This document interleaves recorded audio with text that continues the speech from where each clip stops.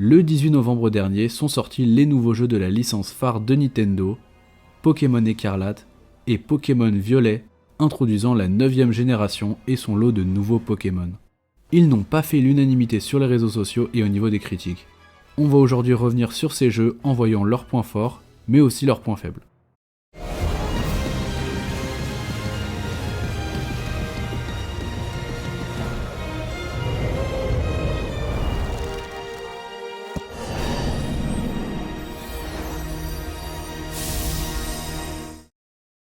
Après un semi-open world amorcé sur le jeu Légende Pokémon Arceus en début d'année, Game Freak est déjà de retour avec le véritable premier open world de la licence.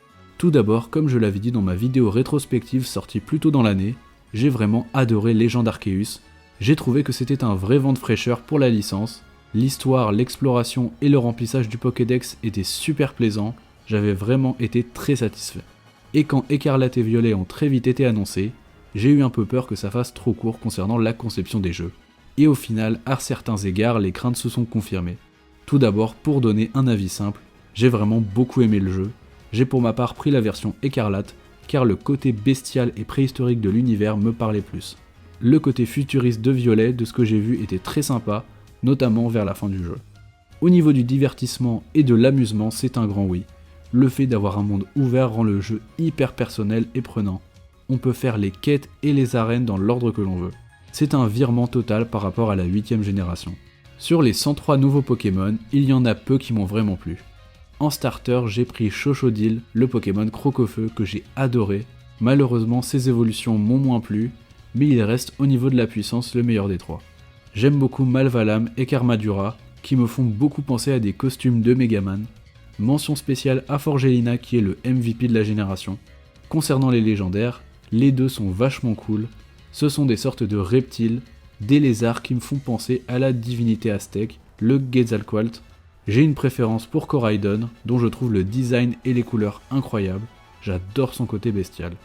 Attention spoiler, j'ai adoré la nouveauté des Pokémon du passé et du futur présents dans la zone 0, tout comme j'ai aimé la fin du jeu. Avoir le légendaire en Pokémonture ne m'a pas du tout dérangé, bien au contraire. D'habitude, les légendaires, on les capture à la fin du jeu et on les envoie direct dans une boîte PC. Ici, ils sont présents avec nous tout au long de notre aventure et on s'attache à eux.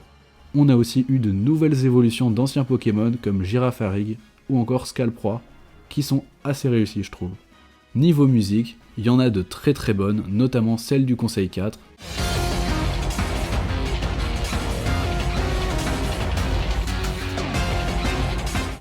Du Maître de la Ligue.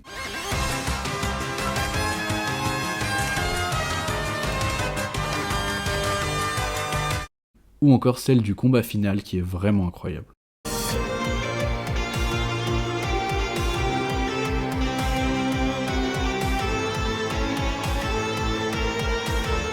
J'ai pas trop adhéré à la nouvelle mécanique de jeu de la terracristallisation que j'ai très peu utilisée en combat. Concernant la difficulté, elle est assez bien ajustée grâce notamment au monde ouvert qui permet au joueur d'aller où il veut, de se battre contre n'importe quel Pokémon et de tenter l'arène de son choix dans l'ordre qu'il veut. Maintenant, il est vrai que malgré toutes ces bonnes intentions, le jeu est loin d'être parfait. En effet, depuis la sortie des jeux, beaucoup critiquent l'aspect technique, à savoir le moteur graphique, les bugs et l'animation saccadée. Oui, visuellement c'est pas très beau, il y a beaucoup de bugs, et techniquement le jeu est à la ramasse, il faut dire ce qui est.